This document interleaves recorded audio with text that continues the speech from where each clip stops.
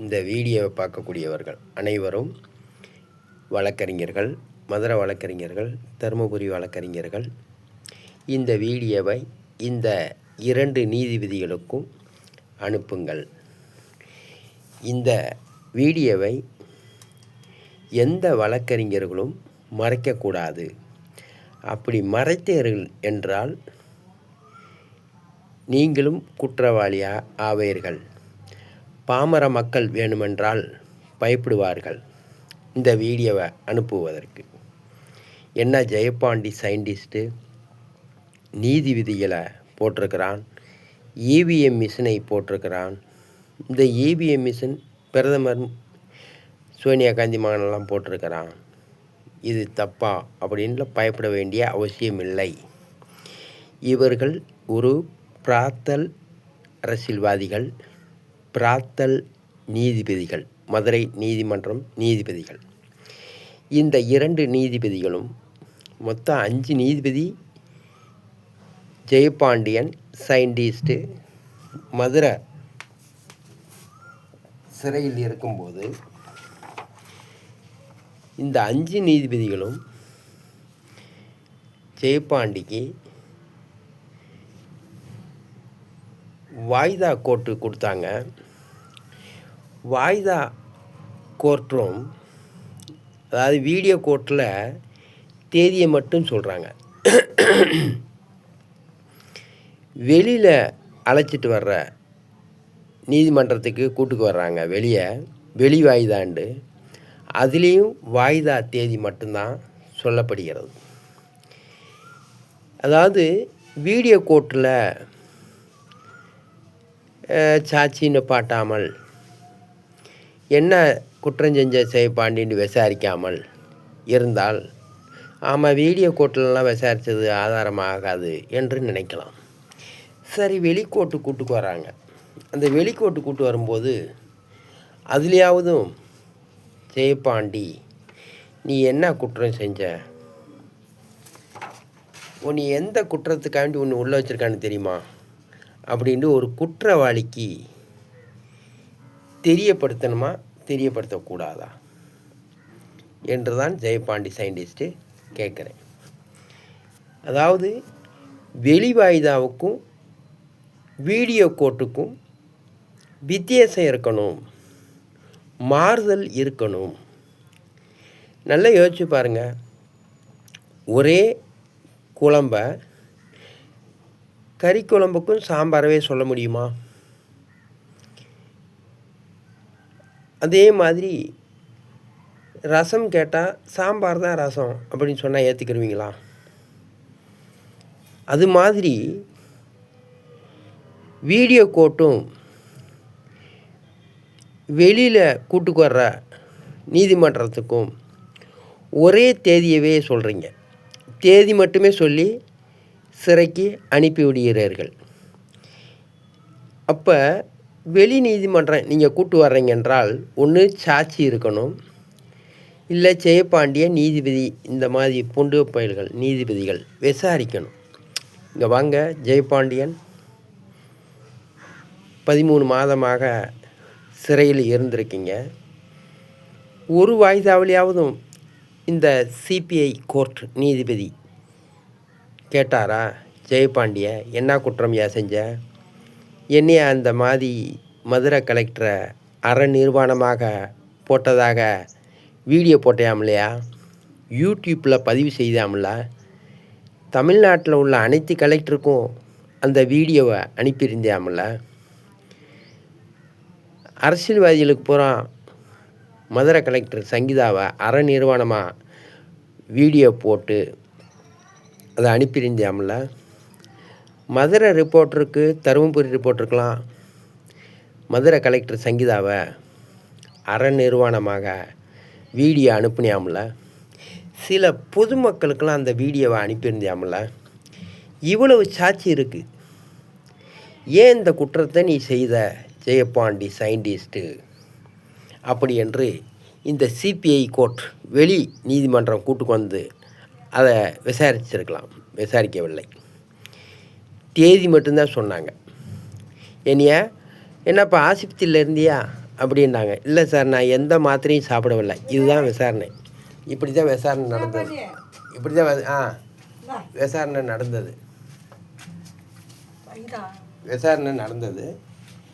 இதை ஒரு நீதிமன்றத்திலாவது ஜெயபாண்டி, நீ குற்றம் என்ன செஞ்ச, அந்த குற்றத்தின் அடிப்படையில் உன் மேலே வழக்கு பதிவு செய்ய போகிறோம் என்று அதை சொல்லியிருக்கணும். இப்போ வெளியில் வந்தாச்சு. 3 வாய்தாவிலையும் ஒரு சாட்சியை கூட ஏற்றவில்லை.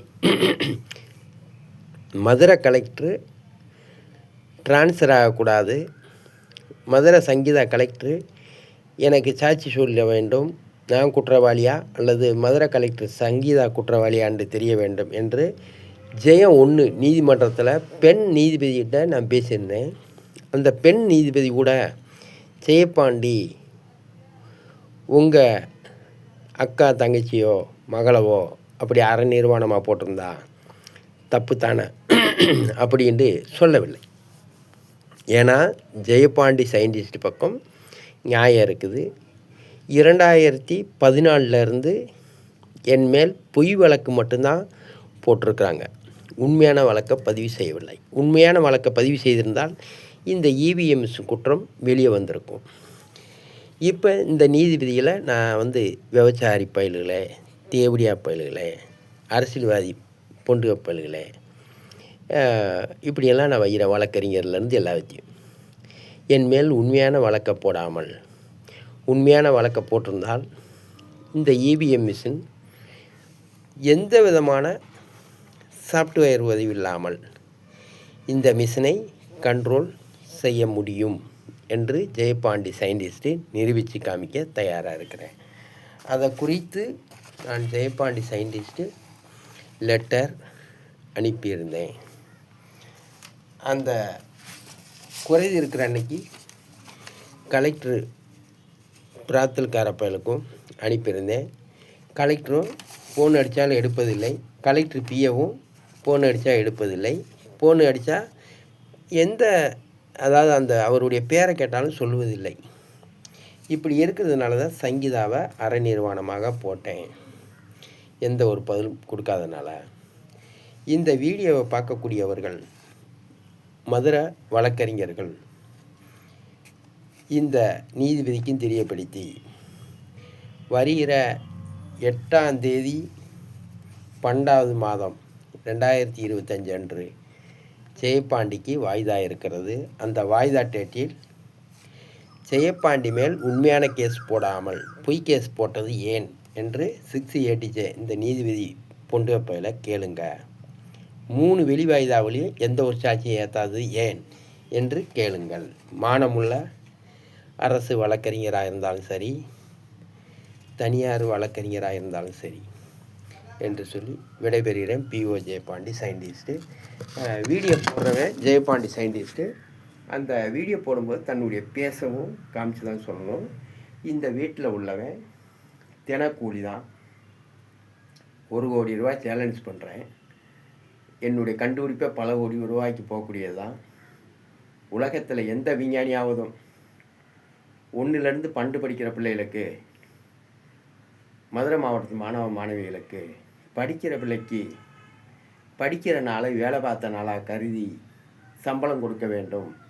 அந்த சம்பளத்தை முதல் முறையாக ஜெயபாண்டி சயின்டிஸ்ட்டு 75 நாளைக்குள்ளே அவர்களுக்கு கொடுத்து 10, 12, 11 படித்தவங்களுக்கு புதிய வேலை வாய்ப்பும் கொடுக்க இருக்கிறேன். ஜெயபாண்டி சயின்டிஸ்ட்டு 75 நாளைக்குள்ளே அதை நிறைவேற்றி காட்டாவிட்டால் மதுரை நீதிமன்றத்துக்கு 1 கோடி ரூபாய் அபதாரம் கட்ட தயார். நான் அதை செய்து முடிக்கவில்லைன்னா அதுக்கு பிறகு இவிஎம் மிஷினை பற்றிலாம் பேச மாட்டேன், அதுக்கு பிறகு விஞ்ஞானின்னு பேச மாட்டேன். ஆகையால் என்னைய 680J நீதிபதி 75 நாட்களுக்குள் படிக்கிற பிள்ளைகளுக்கு சம்பளம் கொடுத்து 10, 11, 12 படித்தவங்களுக்கு புதிய வேலை வாய்ப்பும் கொடுத்து நிரூபித்து காட்ட வேண்டும் ஜெயபாண்டி என்று உத்தரவிட வேண்டும். அனைத்து பத்திரிகை ரிப்போர்ட்டரையும் கூப்பிட்டு வச்சு 8ஆம் தேதி 12வது மாதம் இதை தெரியப்படுத்துங்க அனைத்து வழக்கறிஞர்களும். தெரியப்படுத்தாமல் மறைத்தீர்கள் என்றால் உலகத்திலே ஜல்லிக்கட்டு வீரர்கள் ஒரு 1000 ரூபாய்க்கு 10,000 ரூபாய்க்கு ஒரு காருக்கோ ஒரு பெண்ணை கட்ட வேணுமென்றாலோ ஒரு மாடை அணையிறாங்க. படித்து மக்களுக்கு நன்மை செய்யக்கூடிய வழக்கறிஞர்கள் நல்வழியோடு நடந்து கொண்டால் ஜெயபாண்டி சயின்டிஸ்ட் வைவனா நடந்து கொள்ளுங்கள். இதை தெரியப்படுத்துங்கள். 8ஆம் தேதி 12 மாதம் ஜெயபாண்டிக்கு எதிர்ப்பாக ஒன்று பேசணும். இல்லை ஜெயபாண்டியை ஏன் எந்த ஒரு வழக்கும் இல்லாத வர 13 மாதம் சிறையில் வச்சிங்க, அவர் சங்கீதா கலெக்டர் அரை நிர்வாணமாக போட்ட வீடியோவை ஏன் மறைச்சிங்க என்று கேள்வி எழுப்புங்க என்று சொல்லி விடைபெறுகிறேன். பிஓ ஜெயபாண்டி சயின்டிஸ்ட்டு. இதுதான் என்னுடைய வீடு. அடுத்த டேக்கில் பேசுவோம்.